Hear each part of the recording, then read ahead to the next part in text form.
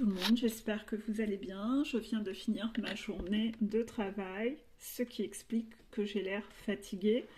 Oui, je suis fatiguée, mais cette semaine je ne travaille que lundi, mardi en raison du pont. Pour une fois, je m'octroie un truc de cinglé. Waouh, je vais faire le pont. Oui, je pense que j'en ai besoin. Vous me dites tous que je travaille beaucoup. Ben, je vais faire ce pont. Soyez rassurés. Vous ne serez pas sans vidéo parce que j'ai des vidéos en stockage dans mon téléphone, donc je les posterai de là où je suis. Donc vous aurez quand même des vidéos, vous ne serez pas à l'abandon. Je suis assez prévoyante, vous commencez à me connaître.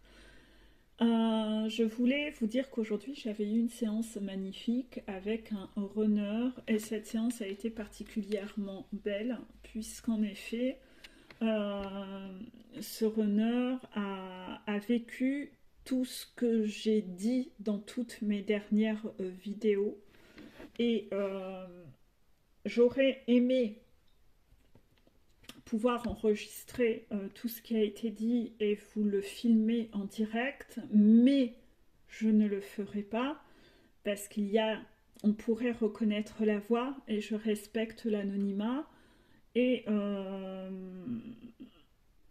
il y a des détails un peu où on pourrait reconnaître de qui il s'agit au niveau familial, etc. Parce qu'il y a des informations, c'est une consultation, quoi. Donc non, non, je ne fais pas ce genre de choses. Ce que je vais faire, c'est que je vais réécouter cette séance, puisque les séances sont enregistrées. Je vais prendre des notes et je vous ferai prochainement une vidéo sur cette séance pour redonner un peu du baume au cœur aux chasseurs qui, eux, auraient la chance d'être sur un parcours où le runner est capable d'avoir des conscientisations. C'est chiant, j'ai l'image qui n'arrête pas de bouger en fait. Pourquoi? Parce que là, on est exactement dans un cas concret où le runner a conscientisé beaucoup de choses. Je sais pas, mon téléphone va se ramasser la tronche. Le runner a conscientisé beaucoup de choses, de tout ce que j'ai dévoilé dans mes vidéos. Cette personne a eu un peu se condenser en un temps record lors de repas de famille.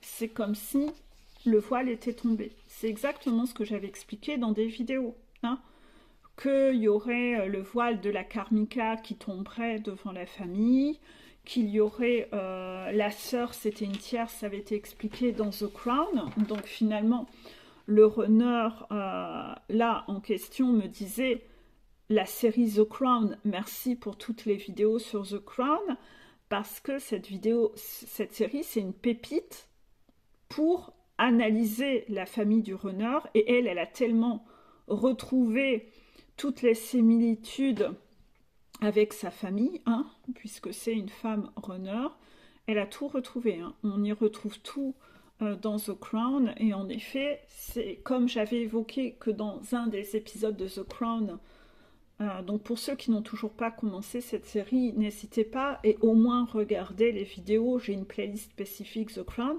au moins allez écouter ces vidéos parce que dedans il y a plein de pièces du puzzle que je ne redonne pas dans les autres vidéos. Hein.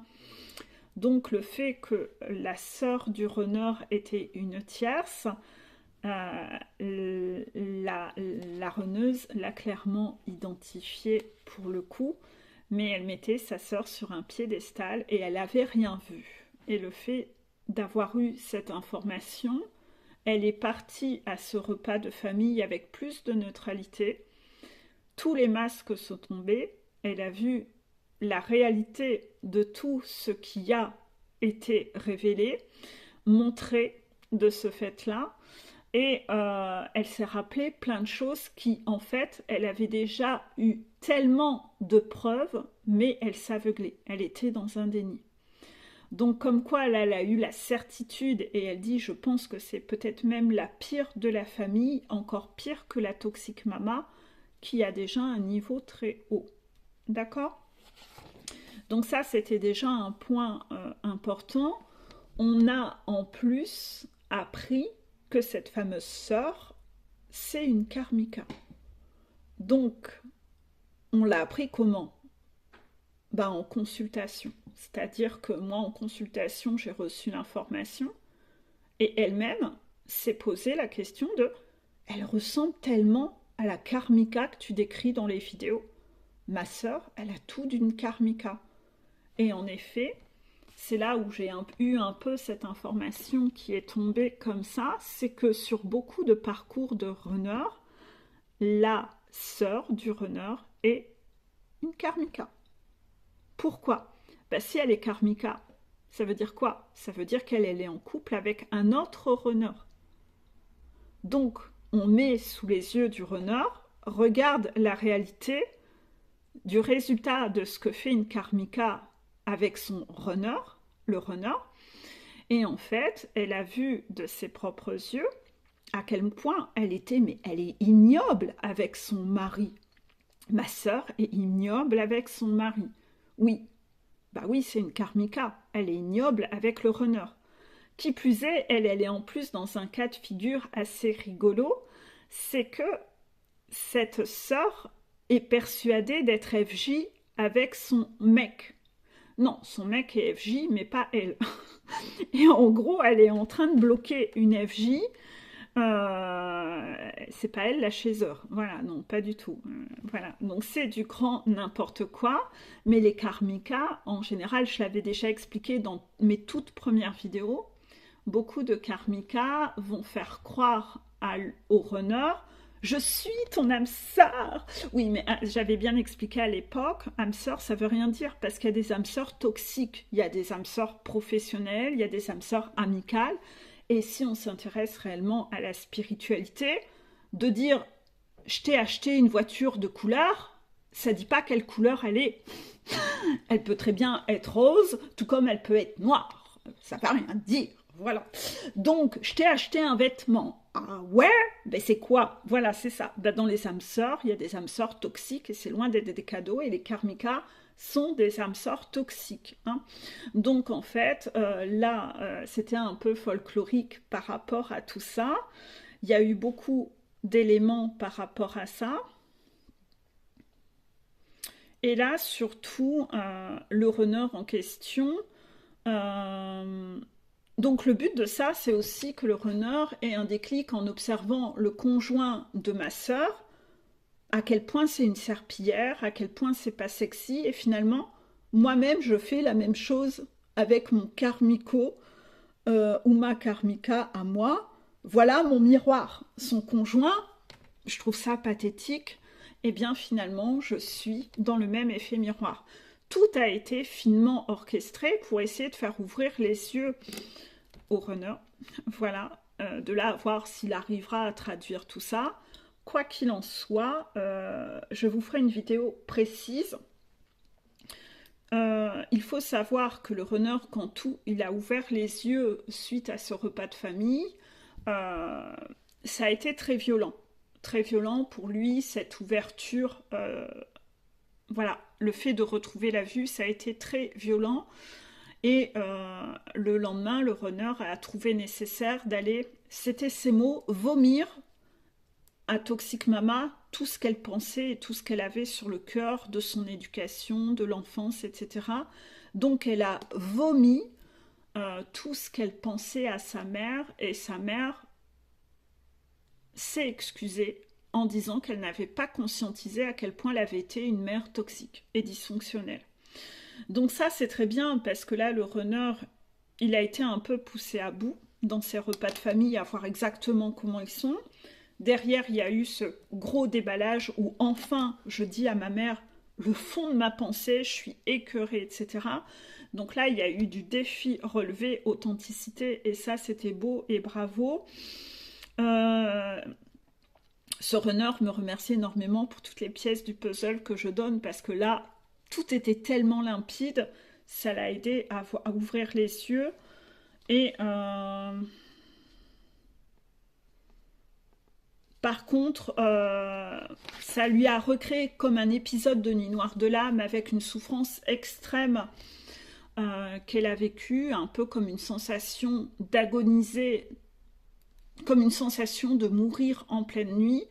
cette violence émotionnelle que le runner ressent, c'est représentatif de ce que le chaser a ressenti aussi à un moment dans sa nuit noire de l'âme, où le chaser, pour plus ressentir ça, je vous ai dit, certains se disent, mais pour plus ressentir cette souffrance, j'aimerais presque me suicider pour que la douleur s'arrête. Le chaser ne va pas jusque-là, les guides viennent l'apaiser dans ces cas-là pour que...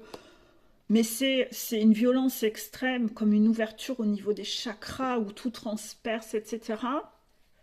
Ce que j'expliquais un peu à cette runneuse, c'est que le chaser, quand il y a ces événements et ces épisodes de souffrance extrême que vit le runner, le chaser les ressent à distance. Hein. Le chaser ressent à distance. Si c'est en pleine nuit, le chaser est réveillé par la souffrance, par une envie de vomir. Le chaser ressent à distance les pulsions de colère du runner. C'est insupportable même pour le chaser parce que ça ne s'arrête pas. Parfois, ça dure pendant des semaines et le chaser ne veut plus entendre parler de son runner. Donc, quand il ressent à distance tout ça, il n'a plus du tout envie de ressentir tout ça à ce stade. Il veut vraiment être coupé. Donc, en fait, le chaser ressent des grosses vagues d'émotions. Soyez sûr que quand il y a ces énormes épisodes côté runner, de nettoyage et de conscientisation et de libération, contractions, hein, qui sont comme des tornades émotionnelles.